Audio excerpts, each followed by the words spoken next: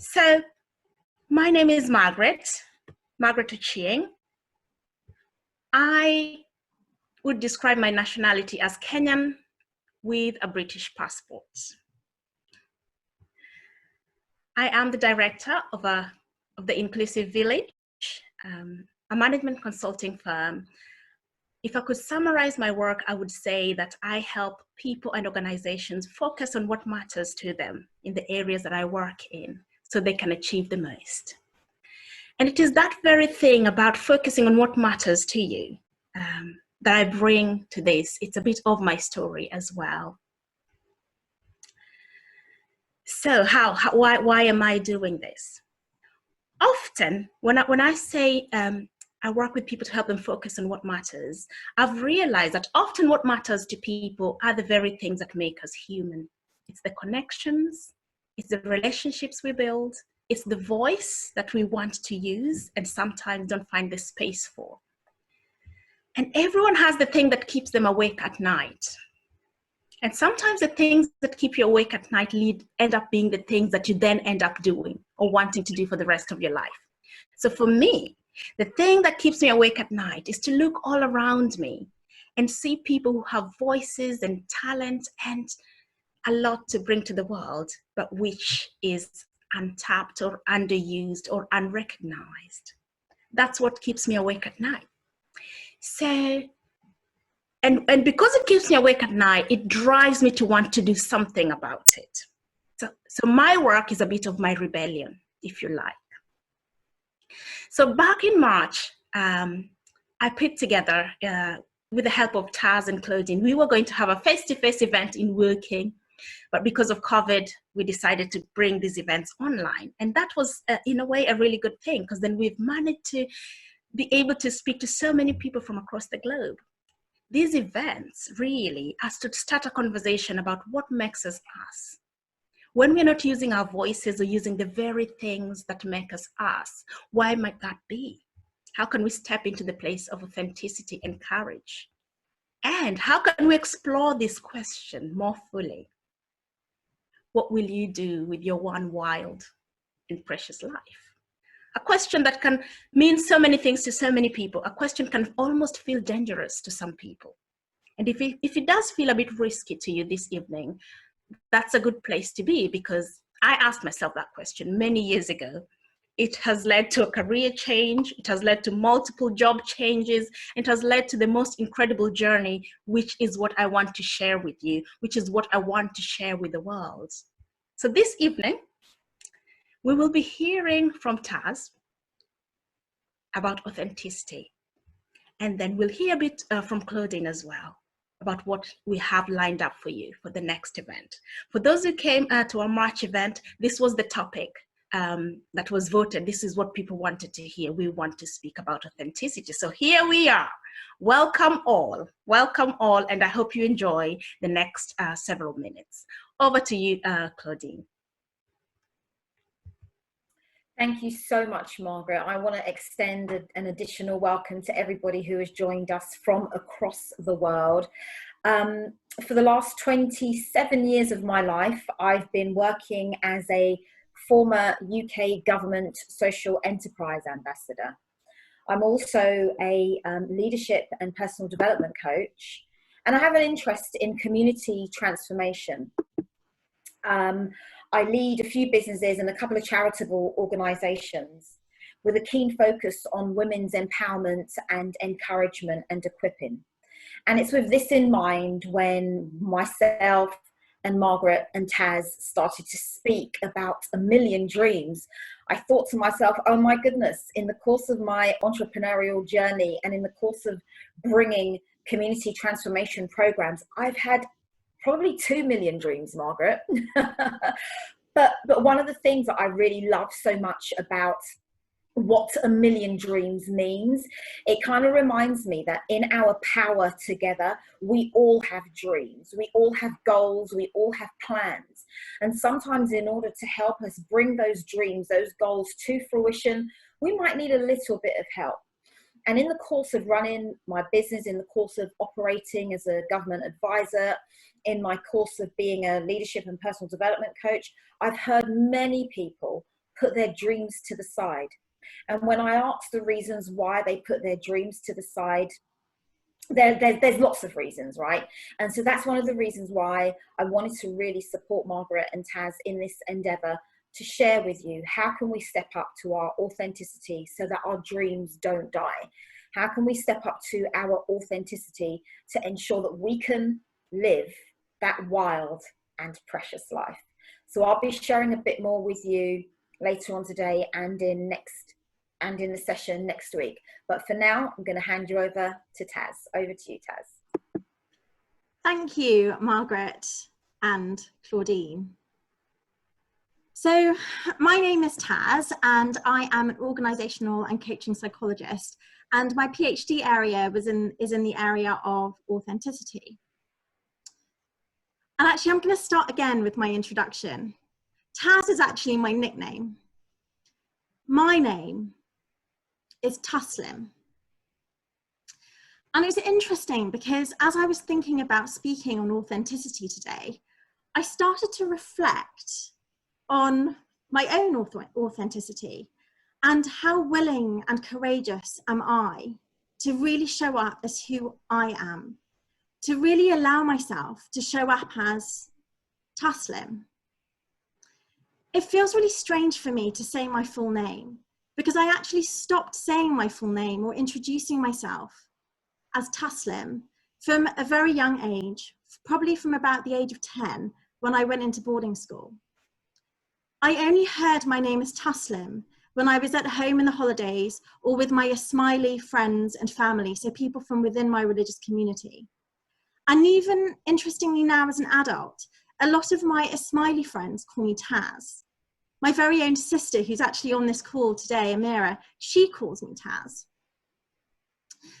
And so as I started to reflect on this, as I was thinking about what I wanted to share with you today, I asked myself the question, how much of who I am have I lost simply by changing my name in terms of how I communicate and how I introduce myself? And I'm noticing I'm feeling a bit emotional as I speak this right now.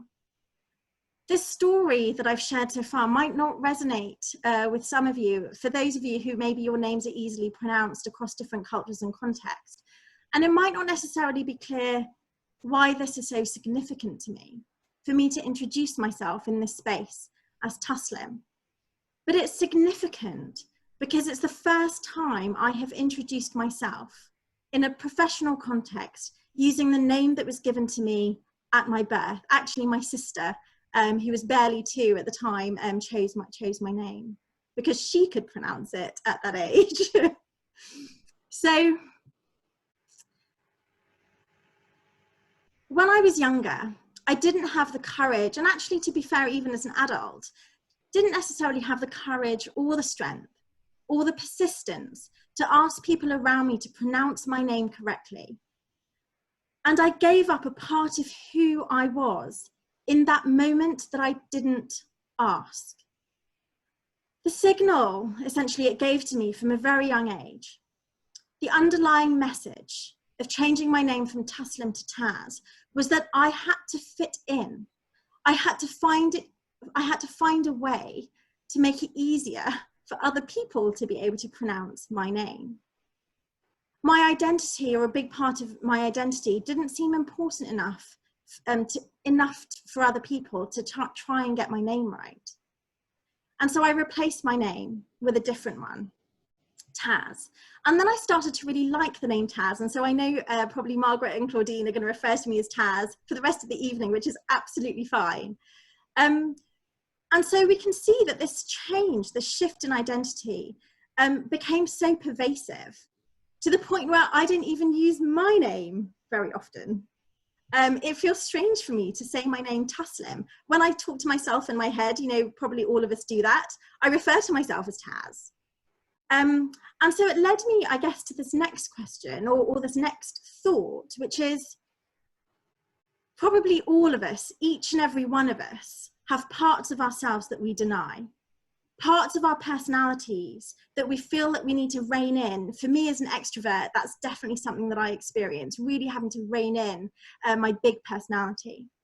in order to please other people, in order to fit in order to conform to the status quo.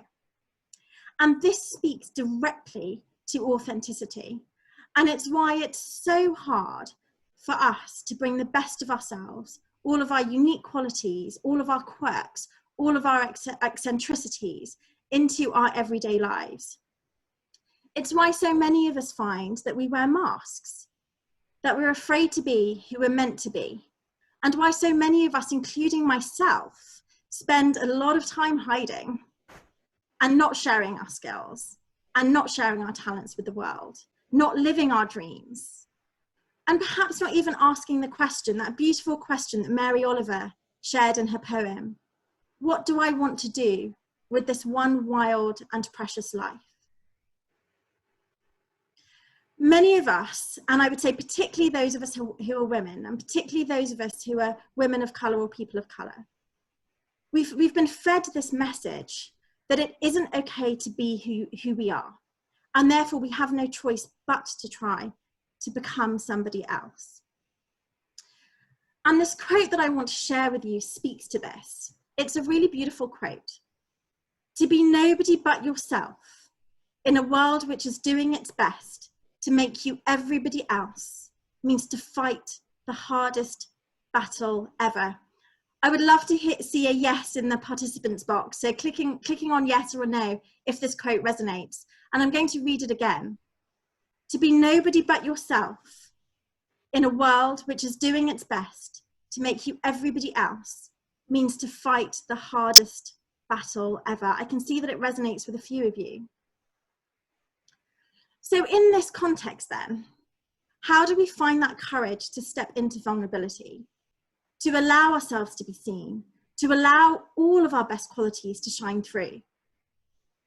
Do we give ourselves that opportunity to pause, to ask ourselves, who or how do I want to be?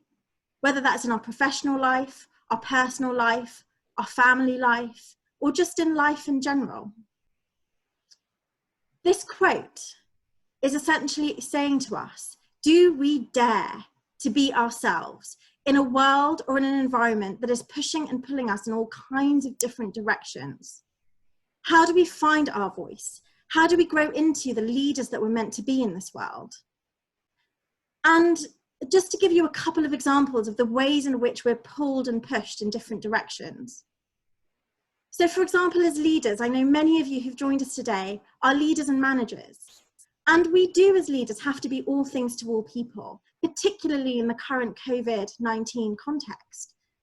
We have to be there to be a friend to our teams, to mentor, to support, to coach, to be a counsellor.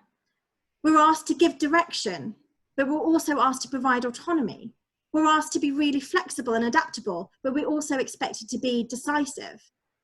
We're asked to be open-minded and yet really focused and provide a vision. And so we can see that there are often contradictions in who and how we're meant to be. And I imagine for those of you who are parents on the call as well, you know, again, that being pulled and pushed into so many different directions, and we lose ourselves in the process. So the next question is how? How do we touch back into who we are? And I find that I have a list of questions which I personally use to remind me who I am and what I want to stand for in this life. And I use these questions when I notice that I've lost my voice, or if I'm facing an ethical dilemma, or if I'm making a decision about my career or about my next step in terms of the job that I might want to take.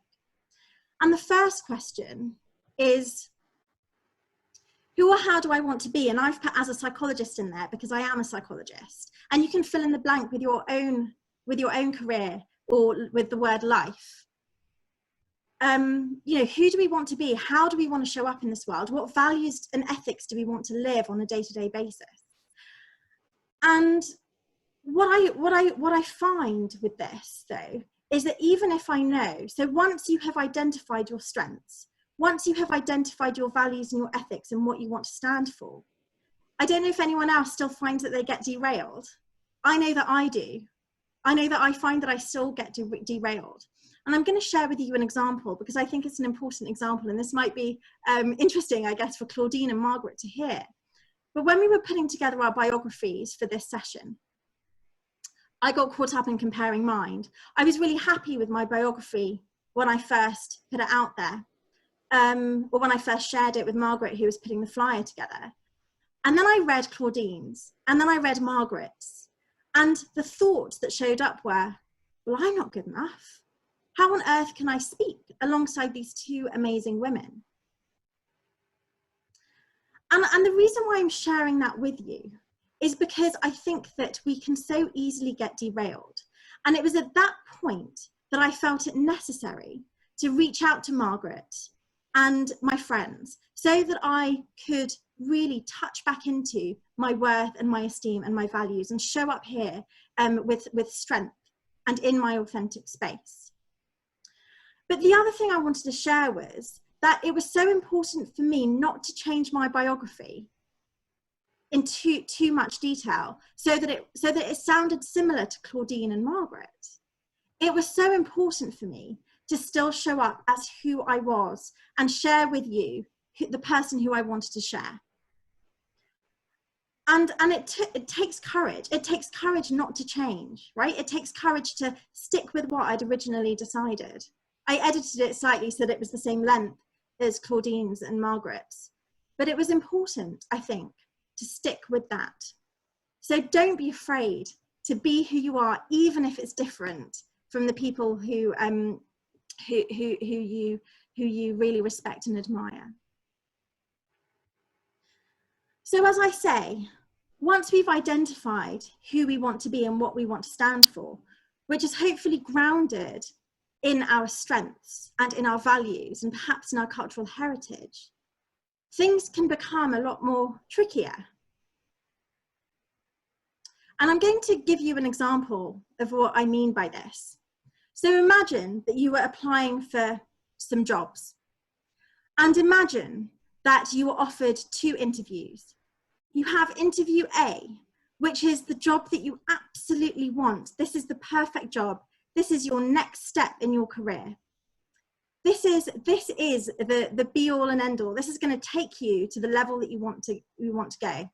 And then this interview over here, interview B, this one, you could either take it or leave it. Which interview, and maybe put this in the chat box, which interview are you going to be more nervous about? Are you going to be more nervous for interview A? Or are you going to be more nervous for interview B? And I can see on the chat, a lot of people are saying interview A, definitely A. So when we really care about something, when things are really important to us, when we're living our values and we're living in our strengths, and when we're living our dreams, the difficult stuff shows up. Fear, anxiety. There's so much more at stake to lose. The closer we get to our dreams, the more at stake there is to lose. And so what happens then when we get nervous and we get anxious? We can often derail ourselves. I could have easily derailed myself in working closely with Margaret and Claudine. I could have said, and I'm somebody who has the habit of hiding. And Margaret and Claudine both know this, and they were wonderful. They supported me and enabled me actually to be the first speaker, so that I didn't hide and that I did show myself. But what I could have done if I really didn't want to feel the fear, if I wasn't willing to make mistakes, if I wasn't willing to show up here and be a failure, what could I have done? Well, one of the things that I could have done would just be not to show up. Say, oh, Claudine and Margaret, you do it. You go ahead. You guys, and they are, you'll hear them today. Brilliant individuals and speakers. But I could have chosen not to show up. And in the short term, I would have felt relief. But in the long term, I keep hiding, and I move further and further and further away from that meaningful life and from that dream that I really want to live. And so what can we do? What can we do with these fears that show up? Well, we can develop the capacity to be with the difficult thoughts, to feel that fear, to be willing to fail, to be willing to make mistakes, and to have the courage to really learn from them. If it means that we can live our values and we can take those steps towards our dreams. one of the things that I have learned along the way is that we absolutely cannot take this journey alone. And there is this wonderful African proverb, which many of you may know. If you want to go fast, go alone. If you want to go far, go together. And so then the next question is, how do we identify the people that we want to take with us on our journey? How do we identify those people who are going to be our cheerleaders, who when we feel that things are falling apart, that they're the ones who boost us, they're the ones who remind us why we set foot on this path to begin with. And I think that to identify these cheerleaders, it takes time and it takes investment.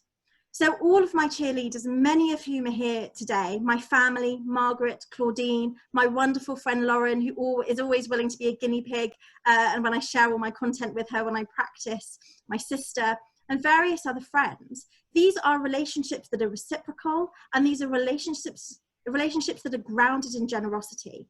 And I think that is one of the things that are really key.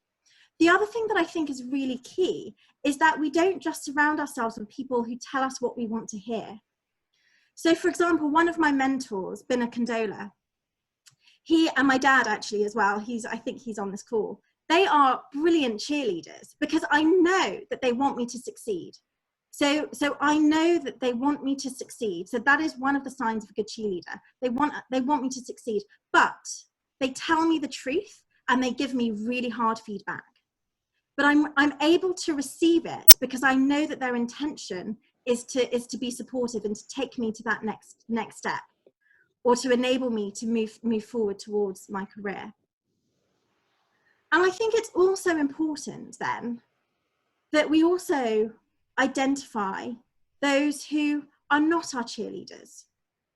And I think this can sometimes be more tricky to do. And one of the things that helps me to identify who are not my cheerleaders are the people who, the moment I get that self-doubt, they're the ones that tell me to give up. They're the ones that when I end a call with them, and I've shared with them what's going on, I leave the call feeling worse about myself than better about myself. So I think it's really important as we move forward in our journeys towards living our dream or living the life that we want to live, that we surround ourselves with the people who are going to really support us in getting there. The other thing, in terms of identifying what our needs are and the support structures that are around us, is really being able to identify, well, firstly, really knowing what our own weaknesses are. So knowing what my shortcomings are, knowing where my skill gaps are, and figuring out, do I want to upskill myself? Do I need to upskill myself? Or can I find a fellow traveler who's got the skills that I don't have, who I can bring along with me on the journey? And so when I talk about support structures, so in this question, what support structures do we need? That's also part of what I am speaking about. And one last point about this, and I think this is really important, is reflect also on how you show up for others. Do you give other people the courage to feel the fear and do it anyway? Obviously with the due diligence and direct feedback are taken into account as well. And I have found that my biggest cheerleaders are actually the people who I have cheerleaded, who I have supported to achieve their dreams as well. And so it becomes a really strong mutual reciprocal relationship. And the last set of questions that I tend to ask are around accepting the realities that we find ourselves in terms of the environment and the context that we want to navigate. So for example, in the current COVID-19 situation, there's been a lot of change that has happened. And I think it's important to acknowledge that change so that we can find ways to navigate those spaces. And we are also likely to come up against barriers. And often the closer that we move towards our dream, sometimes the more barriers that we tend to come across. And so we need to develop the capacity to learn how to navigate these contexts so that we're able to stay true to who we are within them. And there are a couple of things that I've personally found quite helpful. So one of these things is coming back to my values, my ethics, and my strengths. Because if I can make decisions that are grounded in those things, then I know that I will be following the right path. And the second thing is to be humble enough to know that I'm going to need help and support. And so when I notice that, to have the courage to reach out and ask for that help and support. So, to summarize, I've been talking about lots of things that have been broadly about authenticity. So I want to summarize kind of what we really mean by being authentic. And you've heard me talk about strengths and values and ethics a number of times. And this is because it really is about walking the talk and having a consistency between our words and our deeds. So it is really about this ability to bring the best of ourselves into the world, into our relationships, into our working life, into our personal life. It's being the best of ourselves, being ourselves more, but with skill.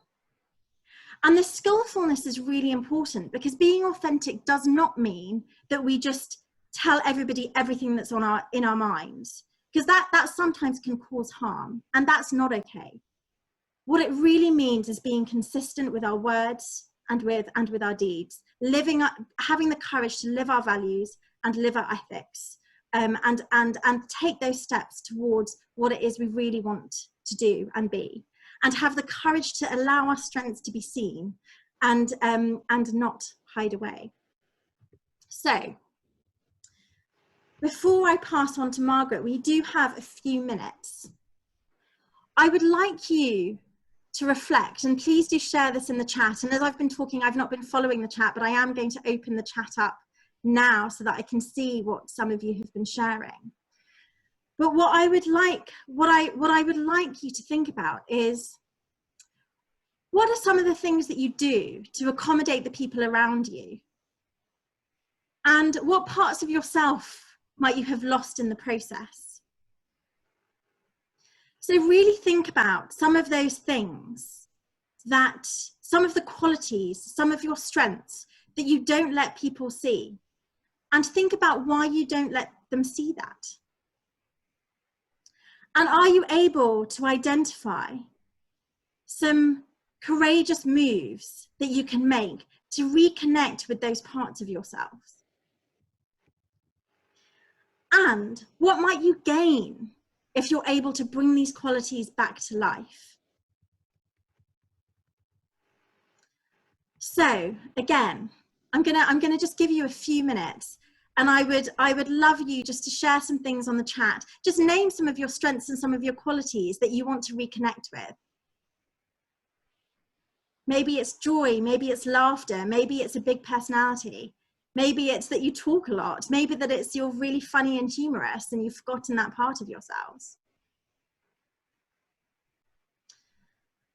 And then to leave you with one thing, which is, what one thing could you do within the next 24 hours? Brilliant, Nancy. I've just heard Nancy said, I'm bossy and I have reclaimed it.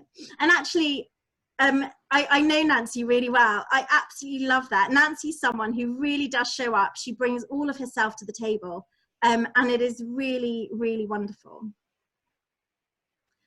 So yes. So think about right now, what one thing can you do in the next 24 hours that will enable you to reclaim some of those parts of yourself that you have lost? Just one thing. And I would be delighted if there are people who are willing to share that one thing in the chat. And then I will hand over to Margaret. I'm going to stop sharing my screen and let Margaret take over. Thank you, everyone. That's me done.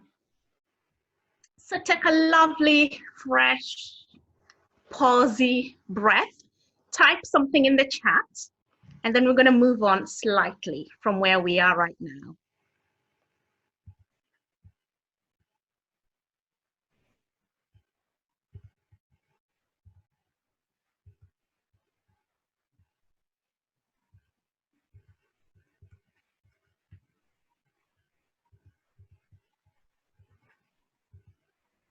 We've got some lovely comments coming in on the chat. Maybe not sharing our accomplishments.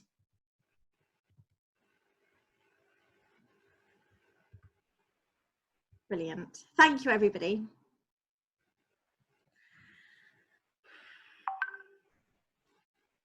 Thank you, Taz. Now, I thought that was great. I don't know how many thank yous I need to say to Taz, but I'll stop now. You can tell her in the chat how amazing that is, because someone as amazing as Taz can come here openly and tell us that she is struggling with some of these things, that she would have thought that my bio or Claudine's bio was greater. If we showed you the bios, you would have thought your bio is amazing. But this is how this works. This is how this works, is when stuff has happened throughout our lives, and that we become insecure about certain things. And it's that process of finding that self again and reclaiming that self again over and over. It's a journey. I don't think that authenticity is a place where one day we arrive. Now I'm fully authentic, game done. I don't look at it that way. For me, it's a journey every day. So when we're talking about hiding certain parts of ourselves, to not show up authentically is to hide certain bits about yourself. And why do we do that? Because we imagine that the world will judge us harshly. And maybe we have evidence that we have been judged harshly. So we begin to chip ourselves away to suit a mold that the world might want us to fit into. And then in doing so, we think we're only hiding the things that we don't want people to see, but with it, we also hide the things that people should see, the things that could bring a great blessing to the world. We hide it all. We hide it all. We deny our families and our friends and the world around us the gift of ourselves, which we should be bringing into everything we are and everything we do. And that's why we're having this conversation. So what are some of the things? So I would say, what things do we hide? Voice. And when I speak about voice, I want to ask you, what are the things that you would love to say if this was a free world? Of course, we have to caveat it. We can't say everything, but there are certain things that you really truly do believe, that you really truly want to contribute your voice to the world. Who do you want to speak to, and how are you speaking to them? One of the things we tend to hide are our voices. So if I asked you to come and speak at this event because I think you have a great insight like Taz, I told her there's no one I know who I'd rather listen to speaking about authenticity. And there she was, wishing I could just look somewhere else. So hiding our voices is the first thing we do. I can't speak. I haven't got permission to speak. Well, we don't need permission, but we always think we do. So hiding your voice. Now I want you to think, if you used your voice more, where would you use it? How would you use it? And what difference would that bring to the world? Presence. I define presence as your availability, your emotional, spiritual, social availability to the world, to the people around you. So when you're hiding, when you're not showing up authentically, one of the things that is missing is your presence in the relationships that you should be in. So with that, you hide some of your emotions, you hide. Psychologically, you're hiding. So presence, are you present? Are you fully present in the relationships and the connections and in the world? Are you fully present in your role at work, in your role in your community? If you are fully present, if you are not hiding your presence from the world, you want it to be more available, more visibly available, what would that look like for you? And how would that transform everything that you do? How would that transform how you serve people and how you serve yourself? So think about your presence. And then your work. So in the course of working with individuals as a coach, I encounter so many people who do so many amazing things, people who write amazing pieces of work and just never share them. Or in your day-to-day role, that you have these amazing ideas, But because you want to remain the world's best kept secret, your work, that your amazing work, your amazing ideas that could take your company to the next level, remain a secret to your team, to your boss, to the people around you. So I want you to be scanning your brain. What are some of the ideas that you do know? Because when you do have this, you do know, when you have great ideas, you do know, but because you've decided to chip away, and maybe life has truly chipped you away, you withhold all that back. Now, this is to the loss of the people that are around you. This is to the loss of your company. This is to the loss of your community. This is to the loss of your family, and this is to your own loss. So being able to show your work, being able to stand by your work and say, this is what I do, this is my contribution to the world, or this is the contribution I would like to make in this context. Learning to show your work is another one way to, you can either choose to remain the world's best kept secret by hiding your work or by showing up with your work. And then your body. And this one you will know. If you're feeling really great about the fact that everyone is indoors and you never ever have to go to a party face to face again, then you know there's something going on here with your body. Why would you find it difficult? There's just that one body in the globe. Why would you find it difficult to show that body somewhere? That your physical presence in a place is something that you would want to hide. And this is something that happens. So when we are talking about not being the world's best kept secret, when we're talking about authentically showing up, we're talking about you scanning your own voice. How are you using your voice? You scanning how you're present and available spiritually, emotionally, and socially. And you scanning the value of your work. Who knows what you do? How do you speak about your work? Who knows what you do? Does anyone know what you do? And there are people who could benefit from your work, but don't hear about it because you are too ashamed to show up with your work. What work would you like to show tomorrow? Tomorrow. There's that really great idea. There's that piece you've been working on.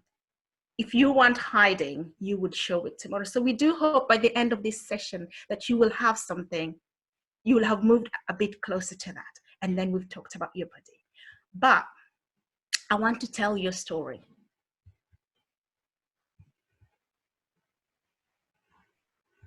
I want to tell you a story about authenticity and hiding and finding. I grew up in Kenya in a small village on the shores of Lake Victoria.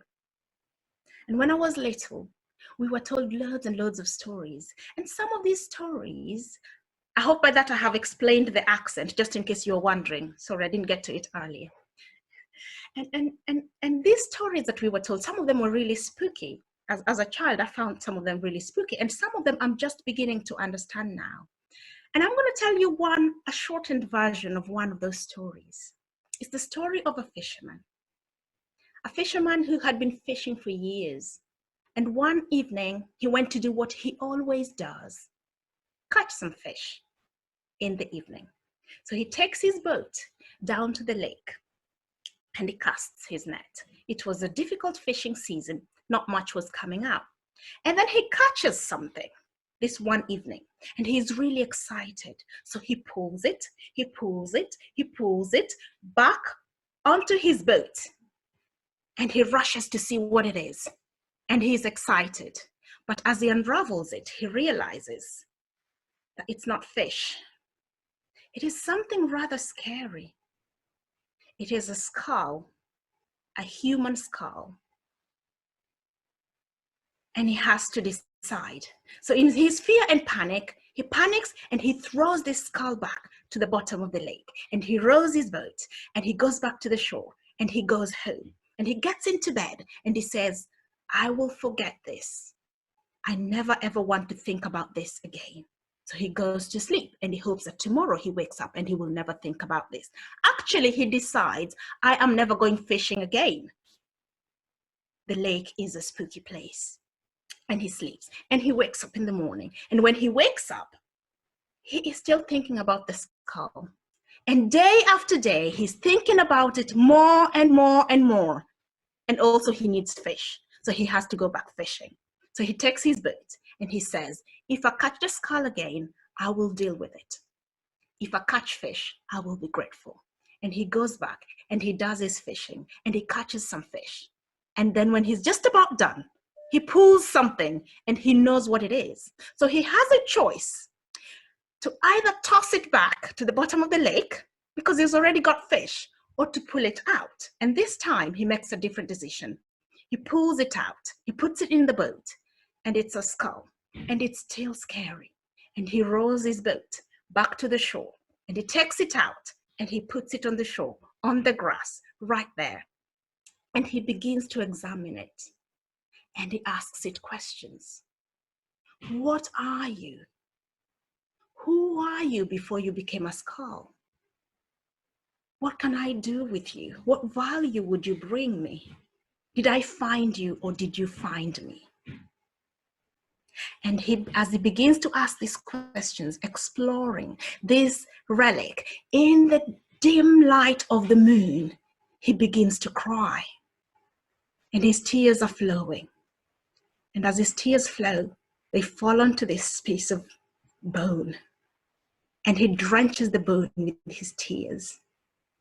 And he picks up his frock to clean his face. So his face is covered. And then he cleans his face. And when he opens his face again, right there in front of him stands a man who looks very much like him. Because this man is his twin brother that he had lost when he was little. It is a story that has been shrouded in mystery in his family. His parents forbid him never to talk about this. He has never had to speak about this. But there he is, as the warm tears came out of his heart, as he released the pain out. That warmth brought this bone back to life. I hope you're not too spooked. But the one thing I don't know what you will take from this story. So you can start typing in the chat. What did you take from that story? What do you think this story is about? I'll tell you one of the things I took out of this story. One of the things I took out of this story is that once you see yourself, once you encounter this relic, this thing, this person that you've been burying really deep, you cannot unsee it. So whether you choose to run home and cover yourself in the blanket or not, you will not unsee it. So you have a choice. You can either take this journey and explore and ask those questions and let the tears flow and release the person inside. Or you can get trapped in the vicious circle of pick the bone, throw back the bone, pick the bone, throw back the bone, pick the bone, throw back the bone. What a waste of your time. So I want to ask you again, and I want you to ask yourself, if there's a part of you, and Taz was talking about, think about the bits of you that are hidden. Now I want you to look at those bits that are hidden and ask, who are you? What do you want from me? What value could you give me? What were you before you were hidden? What were you? Then I want you to pick them up and enjoy your life. So, to be the world's best secret is to be lying there. Let parts of you that are amazing, that could be gifts to the world, be lying at the bottom of that lake, undiscovered. And to stop being the world's best kept secret starts with spotting your hiding tricks. The little things we do to keep us hidden. And then if you know what you do, then you learn how to deal with them. And this is the work that I do. There's so many of my clients on this call today, and they will recognize what I'm saying. So let's see. What are some of the tricks we use? Trick number one. So I want to do something. Say, for example, I want to write a book. Okay, so I'm talking to you. What do you do? Oh, yeah. So my dream is I want to write a book. I want to use my voice. I want to be visible. I want to use my gifts. I want to write a book. I'm like, okay, let's do it then. Yeah, but first I need to go and talk to my mom. Then I need to go talk to my dad. Then I need to go and ask a few questions. And then I need to go and visit some libraries. And then I need to go, and then maybe after the 10th thing, I will write a book. So everything in the sequence has absolutely nothing to write the book. Now, I want you to think about when you're doing this. What are some of the times when you do that, when you do the sequencing? I want to do this, and then I really want to do this, but first I will do this, and then do that, and then do that, and then I will do it. If you swap that around, I want to write a book. Okay, so I look at some of the things that I have written. I will compile them together, and I will start writing. Meanwhile, I'll talk to so-and-so and so-and-so and visit libraries while I write. Because writing the book is the very thing that you have to start doing to stop your hiding behavior. Number 2, example 2. What will people say? And sometimes we don't say this aloud. Sometimes it's in our head that if I do this, people will judge me, or people will reject me, or people will have stuff to say. So just the thought of that, you just pack it all up and keep it. Now, Taz has talked to us about finding cheerleaders. If you have an idea, if you decide that you want to stand out, that you want to show up authentically, then find your cheerleaders, because your cheerleaders will say the right things to you, but they'll also give you the kind of honest feedback that you need to make progress. So instead of worrying about the entire world, just speak to whoever you need to speak to. Forget about the rest of the world. So if you spoke to your cheerleader about this thing that you're trying to do, you will find that they'll tell you one small thing, one small practical thing that you could start doing immediately, so you can show up authentically, so you can stop being this well-kept secret. And then often we think, okay, I really would like to do this, but I just can't tell my story because my story is not as great as someone else's story. Well, there's only one you. You're the only one who's got that story. Forgetting or not even knowing. So most of us have never even thought, it's like when that guy is looking at that relic, it's like, what's your story? Who are you? Who are you before you were a skull? You were somebody. Have you asked yourself who you are before you are the person that hides? Who are you? Learning to tell your story can be the most powerful thing when you choose to show up authentically, because you understand who you are and you use who you are to do the things that you do. Showing up for yourself and showing up for people takes you learning what your story is and being able to tell it. Now, your cheerleaders and the people who work in this area who can help you to start to tell your story. It all starts with your story. And then more qualifications. So the people who will, again, it's like the sequencing. Okay, I'll start writing the book, but first of all, I need to go and do this course on writing, and then I need to go do that course on editing, and then I need to do, well, those courses are great, and you can always do them, but start writing the book. Just start writing the book first. Or I want to speak at an event, but I need to go and do this training. I need to do that training. Speak at a small event. Just start speaking. You want to speak? Speak. Because after you've done all that, you will still need to speak. So just start. In what small way can you start speaking? And finally, I am not ready. I'm just nearly ready. So I'll just amend 1 or 2, 3 things. And in that process, you just keep working on this thing. You just keep, if it's your voice, you just keep thinking, I need to learn to do this. If it's me, I would say, well, I can't speak yet because, I have this Kenyan accent. So I can't speak to a British audience. Well, guess what? You can if you want to. So just do it. Just do it. Because that's what I bring. I bring a Kenyan accent to a British audience. That's my role. That's my gift to the British audience. Now, I hope you can reflect on some of these things. You do them in very subtle ways. We do them in very subtle ways without even realizing. And once you start to unpick, you'll start to catch yourself sequencing, thinking about people, not telling your story, thinking about qualifications that you need, or just trying to work a bit more on it. Catch yourself. catch yourself. Now, next week, I will continue with the next set. So this is step 1.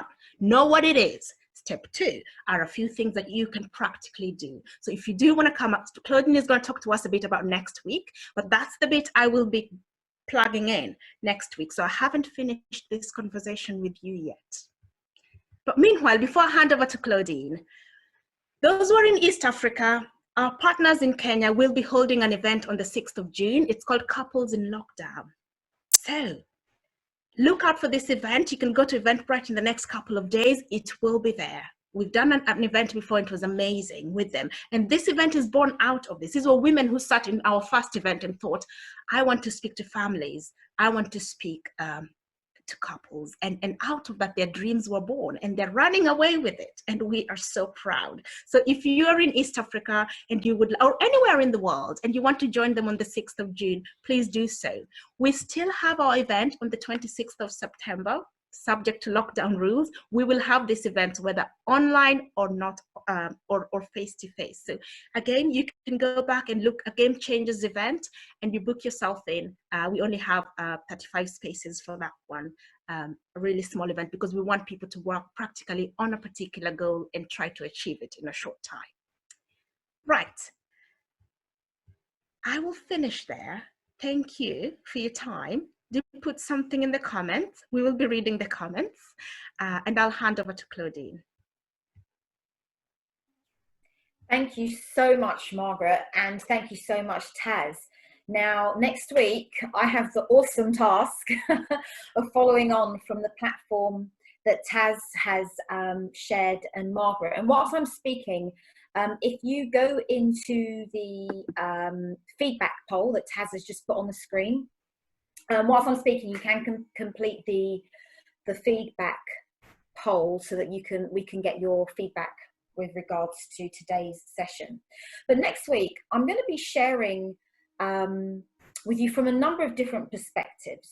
So Taz spoke really eloquently about authenticity and how much of who we are has been lost, and looking at the consistency between our words and our deeds. And Margaret gave us some really key insights on what exactly is it that we are hiding. Is it our voice? Is it our presence? Is it our work? Is it our body? Next week, I'm going to come and share with you some thinking strategies to how we can maintain our authenticity in context of using different thinking strategies. Some of you who are on the line, I recognize that you wear many different hats. Some of you are wives, your mothers, your husbands, your employees, your employers, and your community transformation agents. You play your aunties, your uncles, you play different roles. And really what I want to bring to you next week to help develop your thinking strategies is a couple of things that I've learned over the few years that I've been an entrepreneur. And here's what I know. Some of the significant challenges that we face in life cannot be solved at the same level of thinking. So we have to learn to take our thinking up another level. We have to learn to take our authentic self up another level so that we can stop hiding, as Margaret said, so that our words and deeds can ensure the consistency that we are looking for.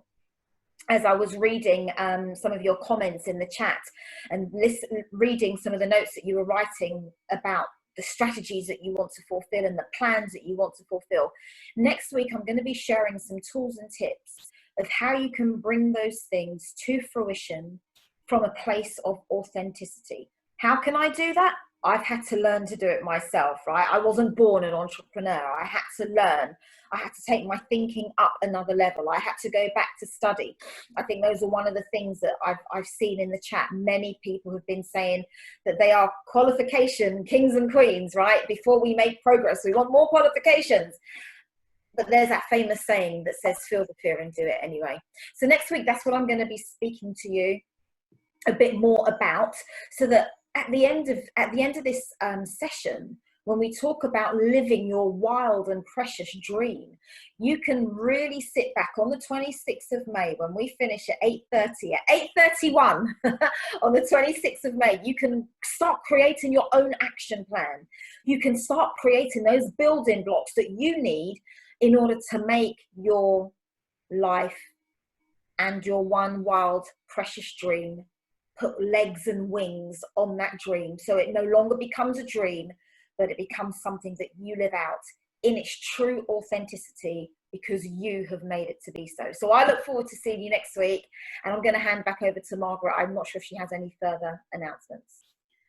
So that's it. Really, thank you for joining us. We only had an hour today, so it's a really short time. I know if we had more time, we'd answer questions, we'd have chats, but thank you for your comments. We will look at them, and we have some of your details. So feel free to contact us. You have my email address.